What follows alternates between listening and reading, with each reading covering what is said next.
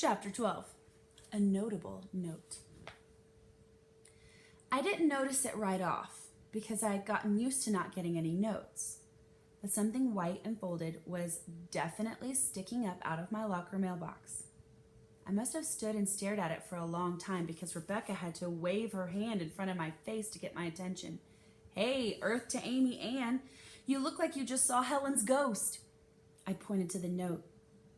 "Did you send me a note?" Rebecca shook her head. "Never leave a paper trail," she reminded me. Then the horrible thought struck her and she turned on to Danny. "You didn't send her a note, did you?"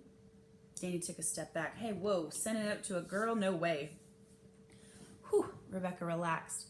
If Danny had written me a note, I don't know which of us she would have killed first. "Who else would send me a note?" I asked. "Well, I know a good way to find out," Danny said. "You could, read it and find out." I pulled out the note and unfolded it. It was a piece of notebook paper torn out of a spiral notebook with pink loopy handwriting on it. "AA. Danny said you have the Egypt game. Can I read it? Jana." "It's from Jana Park," I said. "She wants to borrow the Egypt game." "Oh, yeah. I told her you had a copy," Danny said. My heart skipped a beat. Jana Park had written me a note. And she called me AA. No one had ever called me AA before. I liked it. Jana was one of the girls who was always following Danny around, like Rebecca. Jana probably liked Danny's hair as much as he did. I was surprised he'd even mentioned the Egypt game to her, since he'd only heard me talking to Rebecca about it on the bus. But I was excited someone else wanted to read it. Good books shouldn't be hidden away. They should be read by as many people as many times as possible. I wrote a note back to Jana and stuck it in her locker before going back to class. "Jana, sure, I'll bring it tomorrow. AA." Jana came to my locker the next day after lunch. I passed her the Egypt game in secret, like we were in a spy movie. "Thanks," she said. Then she stood there and didn't leave. "You're welcome," I said. She still didn't leave. "What is it?" I asked her. Jana looked around and said quietly, "Do you have any of those other books? If I wanted to read them?" Oh yeah," I said. "I've got From the Mixed Up Files of Mrs. Basil E. Frankweiler and Scary Stories to Tell in the Dark, but it's really, really scary. And Danny's got Wait Till Helen Comes, but he probably already told you that." "Oh," Jana said. "Is that all?" She looked in my locker as though the other books might be in there.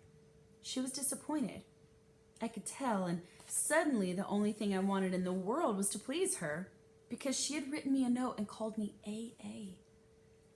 "Those are the only ones I have now," I told her. "But if there's another one you want to read, I can probably get it. I'm saving up." I ran the titles through my head. "Is it Are You There, God? It's Me, Margaret?" She shook her head, and I felt a little relieved. I was still a little afraid of that one. "Is it Harriet the Spy?" She shook her head. "Goosebumps?" "No." "Junie B?" "No." "Matilda?" "No." What else could it be? It couldn't be Captain Underpants. That only left... Oh. She wanted to read that one. Rebecca popped up beside us and Janet and I jumped. "Okay, thanks, bye," Jana said, and she hurried away. "What was all that about?" Rebecca asked. "Jana borrowed the Egypt game from me, but I think she wants to read a different one of the banned books instead." "Which one?" I whispered. "The book, It's Perfectly Normal." I grabbed a braid and held it close to my mouth. "But I can't buy that one." "That was on the list?" Rebecca said. "You don't have to buy that one. I've got it." My eyes went wide. She had a copy? "At your house?" I asked. "Yeah," she said. "She acted like it was no big thing. My mom gave it to me. I think that way I could sue her one day for not telling me everything before I needed to know it." "Have you read it?" I whispered. Rebecca leaned in breathlessly. "Some parts." I wanted to ask her which parts and what it said, but I was too embarrassed. I jumped as Mr. Vaughn called us into class down the hall. Will you bring it? I asked her as we ran to class. Rebecca stopped at the door. Okay, she said with a secret smile. She threw open the door and ran inside. With Rebecca's book and Danny's book and my books, I could have almost half the books Mrs. Spencer banned from the library sitting in my locker by tomorrow, where anybody could read them, not just me.